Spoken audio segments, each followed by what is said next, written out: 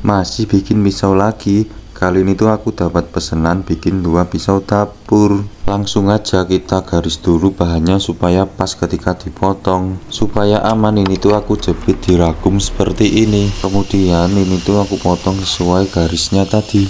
Setelah terpotong jadi 2, lanjut ke tahap selanjutnya yaitu proses pembakaran. Untuk bahan bakar apinya aku tidak menggunakan arang tapi menggunakan kayu bakar. Tapi ini tuh kayunya yang keras banget, jadi panasnya lebih maksimal. Setelah dibakar dan memerah, lanjut ke proses penempaan. Ini tuh aku nempanya pakai power hammer supaya lebih cepat. Seperti proses tempa pada umumnya, ini tuh harus ditempa sampai tipis sesuai kebutuhan yang diinginkan. Karena prosesnya lama, jadi videonya aku percepat.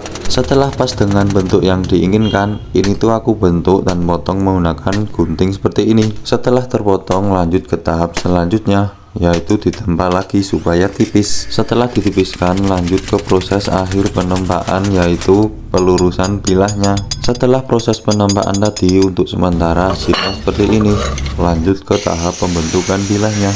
Ini tuh dipotong dan dibentuk sesuai pisau dapur pada umumnya, dan ini tuh harus ditipiskan sekalian menghapus bekas tempaannya tadi. Untuk sementara hasilnya seperti ini. Lanjut ke proses penyepuhan. Ini tuh aku menggunakan media air untuk menyepuhnya. Untuk sepuh media air ini tuh harus hati-hati supaya gak retak.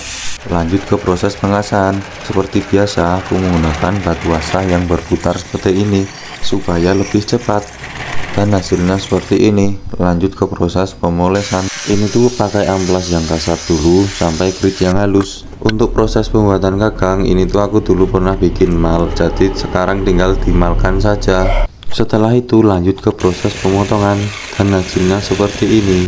Setelah itu siapkan sebuah karah. Ini kalau di daerahku namanya karah.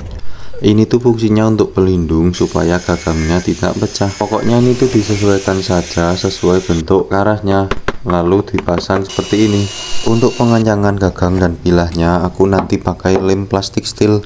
Lanjut ke proses pembuatan gagang. Ini tuh dibentuk menggunakan gerinda seperti ini sampai benar-benar nyaman di tangan. Setelah melalui proses yang cukup lama, hasilnya seperti ini. Lanjut ke proses pengetesan. Untuk pengetesannya aku cuma menggunakan media kertas saja. Lanjut bikin apa lagi nih?